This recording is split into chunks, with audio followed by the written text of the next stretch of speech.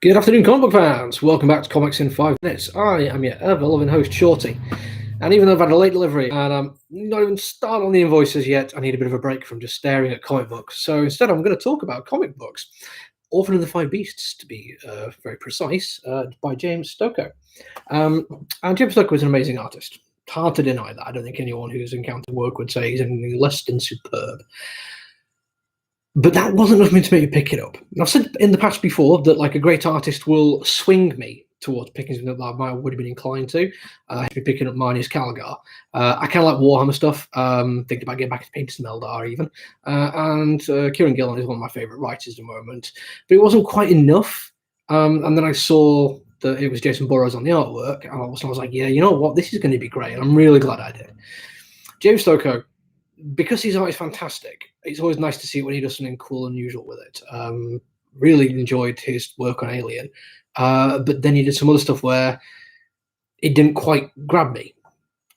Great, yes, but not story-wise enough for me to really pay much attention to it. Orphan and the Five Beasts, though, already hits a couple of my other interesting points, because it's a samurai story.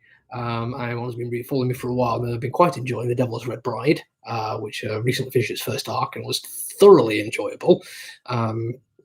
And I was looking for something similar to it, if I'm completely honest. So this one turned up, and I was like, you know what? Not going to put it on my list straight away. Going to give it a read, see how it goes. If issue 1 is just pretty but vapid, then I'll let it go. You know, it was a bold experiment, but not for me. And I was flicking through it earlier, just before I even started reading it, because Stoker's artwork is the kind of stuff that just jumps off the page, so you can get a really good sense of it just by very brief encounters. And I actually just laughed out loud at a page. I realised that's kind of what I was missing a little bit from Devil's Red Bride, as good as it was, and absolutely just deserves to be recognised for being an amazing samurai revenge story with a whole bunch of horror thrown in there as well. It was missing the kind of over-the-top, almost slapstick humour that an awful lot of Japanese cinema still has running throughout it. Not just Japanese, Chinese as well, for that matter. Go back and watch some Akira Kurosawa, there is always going to be some kind of like over-the-top silliness throughout them. And maybe not all of them. I've not seen all of them. I couldn't possibly comment on that one, not with 100% accuracy at least. But the ones I've seen, there's always usually like a character who's a bit of a fool, and there'll be some martial arts silliness going on as a result of that.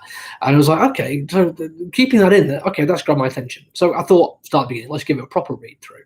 And unsurprisingly, I'm not going to talk about the art too much, simply to say it's fantastic. One thing I will say very early on that note, though, is his attention to detail is just mind-blowing.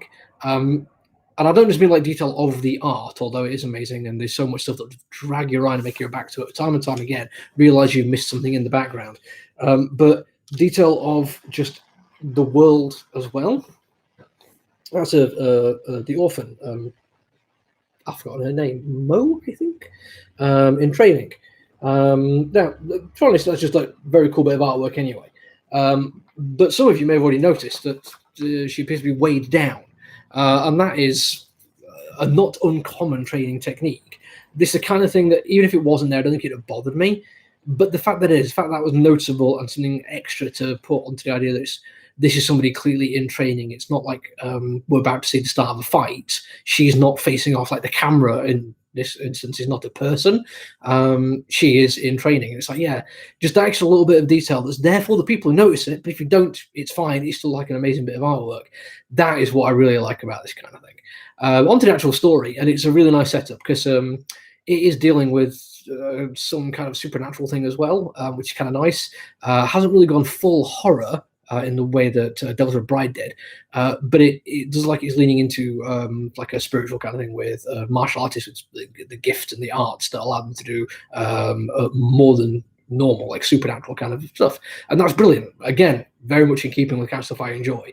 And then you get to the first of the Five Beasts, and you realize exactly what's going on, and that's when I laughed out loud, and it's why there's a content warning, because the character, the mountain bandit, Thunder Thighs, yep, that's his name, turns up in such a way that you cannot help but chuckle at it. In fact, well, the panel below is him laughing himself about it. That's Thunder Thighs. That poor horse underneath there, you can see from the eyes and the tongue, is not doing well. Its hooves are breaking down into the stone beneath it because of the weight. Does not last long. I'm not going to put a picture of what happens up there, but it's unpleasant. It needs to kind of like it makes the story even more heightened, and it shows the level of brutality and violence and gore that's going to be happening in the story. And I'm all for that. But some people might have a slightly tender stomach and don't particularly want to see that artwork, and that's fine. I totally understand. But for me, landed perfectly, exactly what I needed it to end as, and it's setting up the next issue brilliantly. It's 5 issues and it's 5 beasts. Can't wait to see how this one plays out. Really, really looking forward to the next issue, and I think if it carries on this level of quality, it could be one of the best I've read this year so far. Anyway, that's it for me. I'm now going to start invoicing. So if you're one of my regular actual customers in store, be prepared to check your PayPal or email. But for everyone else, I'll be back tomorrow with another review. Until then, stay safe, look after yourselves. Bye.